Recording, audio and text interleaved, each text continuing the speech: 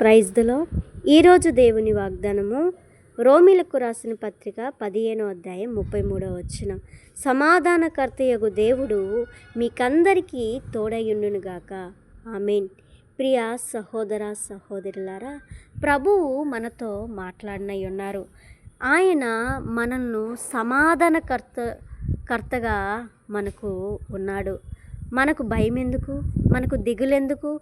ఆయన సమస్తము ఆయన మన పట్ల ఆయన కృప చూపిస్తూ ఉన్నారు గనుక మనం ఏమాత్రము భయపడకూడదు. మనము ఎన్ని శోధనలు వచ్చినా, ఎన్ని శ్రమలు వచ్చినా, ఎన్ని నిందలు మన మీదకు వచ్చినా, గాడ్ ఈజ్ విత్ యూ. దేవుడు నీకు తోడై ఉన్నాడు. మనం భయపడకూడదు. ప్రభువు ఎందుకు రోజు భయపడకూడదు అని అంటూ ఉన్నాడు? నేను తోడై ఉన్నాను అని ఎందుకు ప్రభు అంటున్నాడంటే, ఆయన తోడు లేకపోతే మనం ఇలాగ సజీవుల లెక్కలో ఉండేవాళ్ళమే కాదు. గనుక ఇట్టి గొప్ప నిరీక్షణ ప్రభు మనకిచ్చి ఉన్నాడు.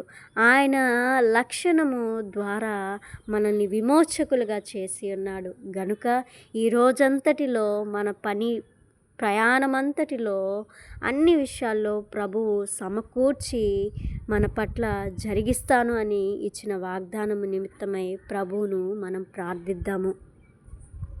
ప్రార్థన. ప్రేమ నమ్మకమైన మా దేవా, స్తోత్రములయ్యా. ఈ దినమును నేటి తండ్రి వాగ్దానం ఇచ్చిన గొప్ప దేవా, నీకు స్తోత్రములు నాయన. అయా తండ్రి, నీవు సమాధానకర్తవై ఉండి మాకు తోడై ఉంటావు అని ఇచ్చిన నిజమైన వాగ్దానమునకై స్తోత్రాలు ప్రభువా.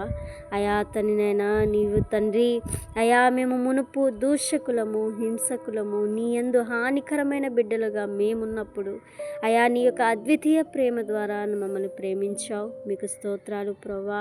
అయా తండ్రి, ఇంకా అనేక మంది సువార్త తండ్రి వినబడని ప్రజలు ఎక్కువ మంది ఉన్నారయ్యా. నీ సువార్తను వెదజల్లు ప్రభువా. అయ్యా నీ రాకడ ఎప్పుడు వస్తుందో మాకు తెలియదయ్యా.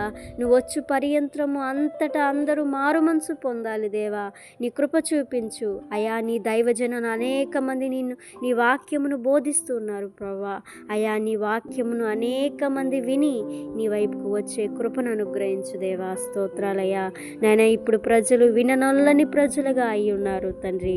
అయా తండ్రి, ఆ చెవులను తీసివేసి నాయనా వినే చెవులుగా మార్చు తండ్రి. నీకు స్తోత్రాలు. అన్ని విషయాలు నీ కృప చూపించండి.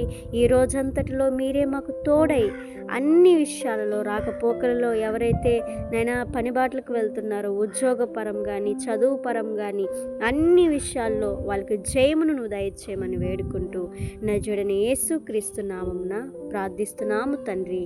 ఆమేన్.